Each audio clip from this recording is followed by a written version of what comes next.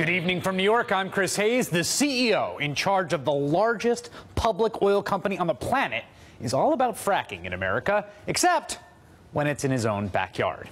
And who could blame him? I mean, the business of extracting fossil fuels and transporting them is a dirty one. Here's what it looks like along the Mississippi today.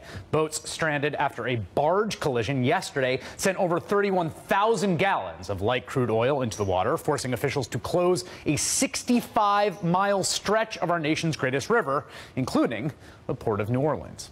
The fact is, these days, you don't have to be adjacent to a major waterway or mire deep in coal country to see up close the ugly reality of fossil fuel extraction during America's 21st century energy boom. And that is because fracking, the technique that has revolutionized American energy production, can and is being done just about anywhere, even in the peaceful hideaways of well-to-do executives from the very companies doing the fracking.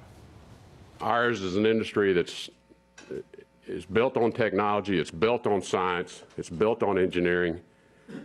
And because we have a society that by and large is illiterate in these areas, science, math, and engineering, what we do is a mystery to them, and they find it scary. And because of that, it creates easy opportunities for opponents of development, activist organizations, to manufacture fear. Meet Rex Tillerson, the chairman and CEO of Exxon Mobil, the largest oil company in the world. You've probably heard of them. Exxon's headquarters are near Dallas, Texas, a complex so ominous, as one reporter found, it's been nicknamed by employees the Death Star. That's no moon.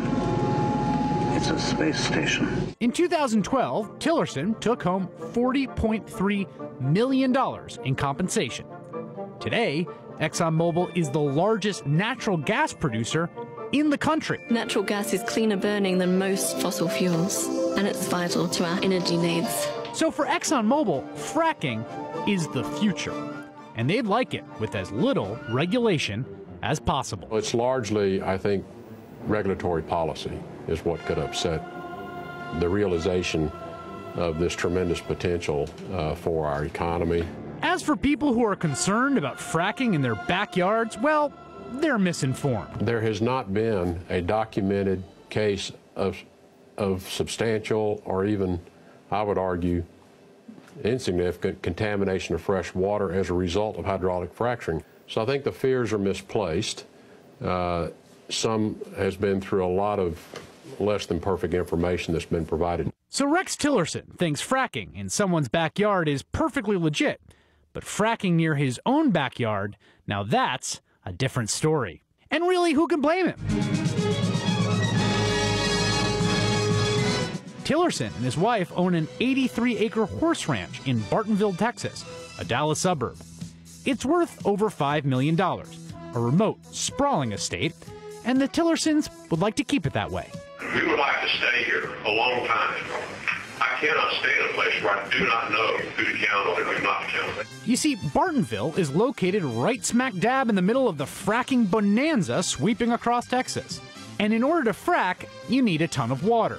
And you have to store that water somewhere, in the ground, or in pools, or in a 160-foot water tower, like the one being built near Tillerson's home. Well, guess what? Tillerson and his wealthy neighbors don't want an ugly water tower near their multi-million-dollar properties, thank you very much. So they're suing. Tillerson and his wife have joined several of their neighbors in a lawsuit to stop the construction of the water tower. The lawsuit argues the tower, which would be used for fracking, would create a noise nuisance and traffic hazards. You may recognize the suit's lead plaintiff, former House Majority Leader and noted environmentalist Dick Armey. You see, Armey and Tillerson are just concerned about the value of their luxury properties worth multiple millions of dollars. The lawsuit explains that residents simply want to live in an upscale community free of industrial properties, tall buildings, and other structures that might devalue their properties and adversely impact the rural lifestyle they sought to enjoy. Rex Tillerson is leading the fracking revolution, just not in his backyard.